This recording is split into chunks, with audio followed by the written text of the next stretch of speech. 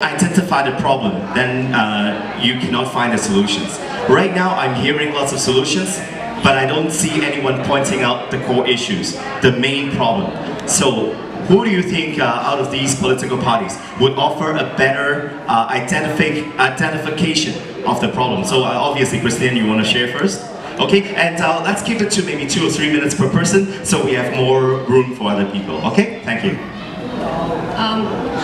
And Eric will be next. I mentioned this before, I'm not a financial professional or expert, but I do know if we get the kids to be more engaged in the marijuana using, then they will definitely not be good for the economy, or definitely not good for their employment rate. Because if we give them the freedom and do not teach them the enough responsibility of using this freedom, that will be totally ruin our youth.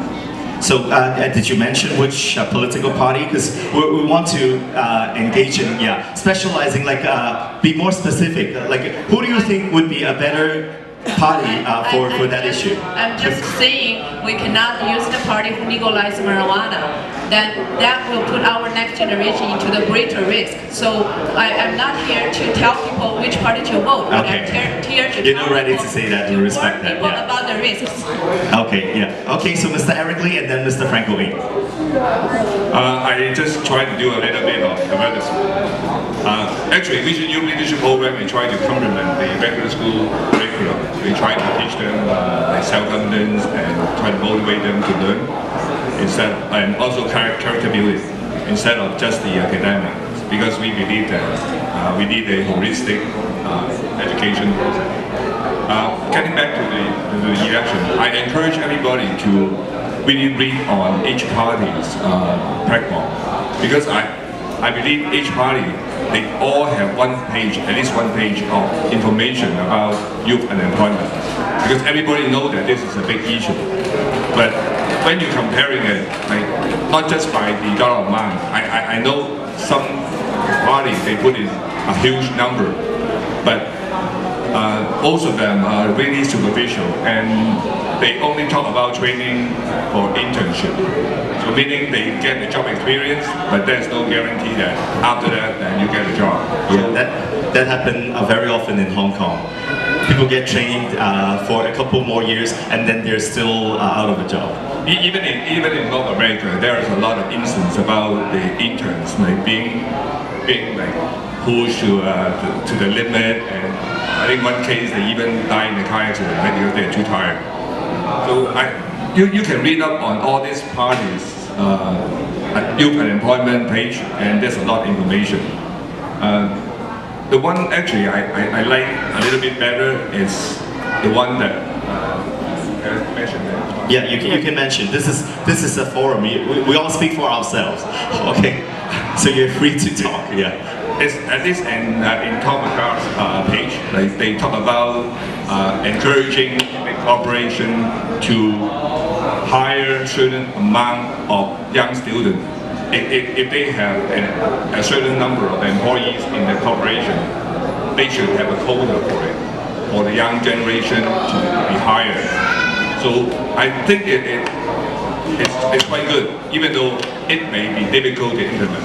I don't think like everybody will jump, but I think it's a good start. At least start people talking about unemployment, instead of just giving out the internship and then there's no guarantee that you got a job. I still like to focus in the future that we should limit the number of foreign workers. Limit foreign workers, yeah. That it will leave the good jobs back to our kids, our younger generation. Because like, what I understand is those jobs are paying big bucks, and they are not that 100% reliable as well. So why we don't train our own youth for those good jobs? Yeah, the last thing actually high-paying jobs too, right? So I still like to focus on that and urge our federal government to think about that, because this is something that the federal government can do. I know education is kind of outside of their jurisdiction, but I think at least this is something they can do. Okay, and so can you repeat which party you're talking about? Having a better... It was the NDP. The NDP, okay, so yeah. Information there. This one at least draw my attention. Yeah, thank you for mentioning that. Okay, thank you. And yeah, sometimes in other places of the world, a lot of times internship and apprenticeship is just delayed and financed employment. It's just delayed unemployment and also financed employment by the government. So if that's a way, then we can also evaluate that as well. So Mr. Franco Wayne, your thoughts? I'm not going to name one party but I do want to bring something into perspective. I've worked in Ottawa for a politician in Parliament for 3 years now. And there's one thing that we hear in Ottawa a lot, but I think there's a huge disconnect between Ottawa and everywhere else in Canada. That is, on committee. I've been to a Senate Committee on Foreign Affairs where we have heard from witnesses who talked about examples like Australia, which is a direct competitor with Canada, where they're teaching, I think 10 or 20 years ago, they have started teaching their kids at least 3 languages, well, English and 2 other foreign languages. Now, Australia being so close to Asia, so they do learn most of the time Chinese along with perhaps Japanese or Malay so that they can use it in the job market. Because nowadays, you need to equip Canadians and young people to be able to work in the country but also outside of the country. If you want to work in the States, I've heard from people who live in California, if they don't speak Spanish, you won't get a job in California. Now in Canada we have English and French, but we have such a multicultural, multilingual society, and we are outward looking. Like Charles said, we are export-oriented country. Then we have to, besides languages, you have to learn the cultures of other countries. You have to learn how to trade with Europe or Asia, among other things, so that you're better equipped. So whichever party forms government after October 19, they have to think about this, and they have to drive, they have to be the leader, along with the provinces, to drive the whole thinking of Canadians that we're no longer in the 50s or 60s where we can only look to the States to do business. We have to look outward, and being able to look outward is how we equip young people to think outward and to learn the skills that other places. I've worked in Hong Kong for 2 years, and I must say that I was fascinated by the speed and the pace of those who work in Asia, but I was poorly equipped. Now, I don't blame anybody, but I was thinking, okay, well, you can relax just like in Canada. You can get off work at 4:30, just like in Canada. No, in Hong Kong, 4:30, you're not going anywhere. Actually, at 6 o'clock, you don't leave the office. Now, that's the way they do it in Asia, but also in London, in New York City, in other major cities. It happens very often, even in Canada, in Toronto on Bay Street. You see lawyers, you see accountants, they work long hours.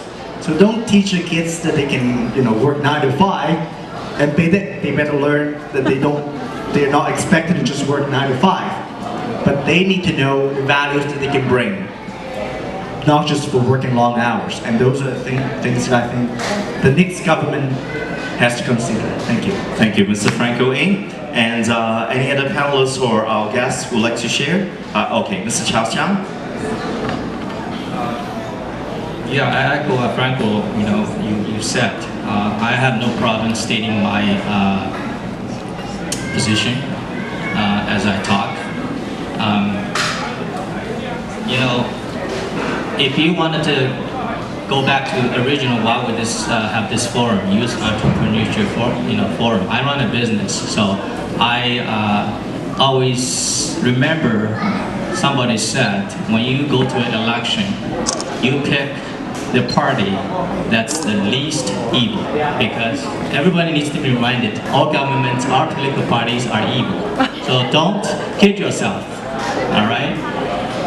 So when I look at the policies on all 3 major parties, I consider the conservative government that's been running this country since 2006 brought this country smoothly into the largest financial crisis ever, 07, 08. Just to remind you again, I run financial businesses. I'm very proud of living in this country, Canada, being the country, probably the only country. Again, remind you again, Canada does a lot better than the United States, the largest economy, during the global financial crisis. So I like the Harper platform in terms of they're doing it already, they're introducing more measures to encourage business owners, such as Eric, Adam, Christina Liu, myself. You give the small business owners, not those larger businesses. Larger businesses, they're buddies with liberal government, they're buddies with the NDP government, they have an entitlement. They are not there to create jobs. They actually protect their jobs. Young people graduated, they can't get a union. Don't kid yourself, they're not getting a union job. You don't get a freedom, become a union worker. I'm sorry, that's the way it is. So what we need is continue to give small business owners, such as the one I run, Christina, Eric, give them tax incentives to hire those young people, train them, give them on the job. I'm sorry, I live this writing, again, we're in election, 15 years. We need the MPP.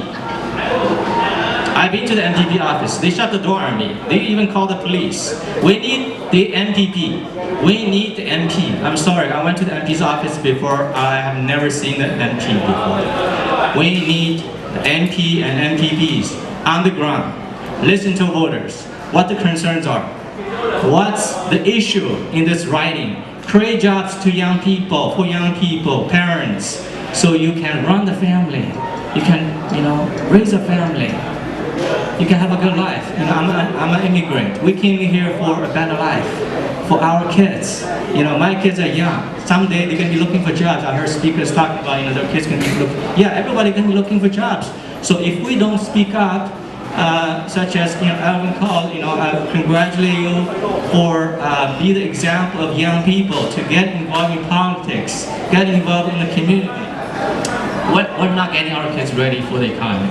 So my position, I like the party, a conservative party, the platform, give business owners incentive, let them create jobs, let them drive the economy, because that's what young people need.